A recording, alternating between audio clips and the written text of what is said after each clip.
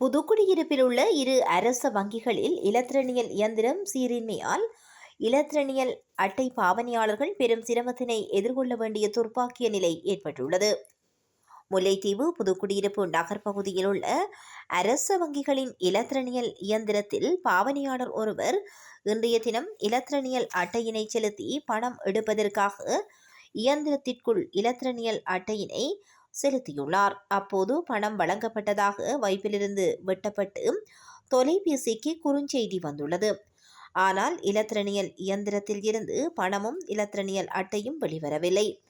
அவ்விடத்தில் பாதுகாப்பு உத்தியோகத்தரும் இருந்திருக்கவில்லை. குறித்த விடயம் ஊடகவியலாளர் ஒருவருக்கு தெரிவிக்கப்பட்டுள்ளது. அதேபோன்று புதுக்குடியிருப்பு மற்றுமொரு அரச வங்கியில் வேறொரு நபர் இன்றைய தினம் தனது இலத்திரனியல் அட்டையினை இலத்திரனியல் இயந்திரத்திற்குள் செலுத்திய போது இலத்திரனியல் அட்டை எந்த ஒரு செயல்பாடும் இல்லாமல் வெளிவரவில்லை. குறித்த வங்கியில் இருந்த உத்தியோகத்தர்களிடம் வினவிய போது உத்தியோகத்தர்கள் இருந்தபோதும் இன்றைய தினம் தர முடியாது என கூறியிருந்தனர். ஆகவே இவ்வாறு பல்லாயிரக்கணக்கான மக்கள் செறிந்து வாழும் பிரதேசத்தில் உள்ள அரச வங்கிகளின் இலத்திரனியல் இயந்திரங்கள் சீரின்மையால் அவசர நிலைமைகளில் தேவைகளுக்கு பணம் எடுப்பவர்கள் பெரும் சிரமத்தினை எதிர்கொள்கின்றமை குறிப்பிடத்தக்கதாகும்.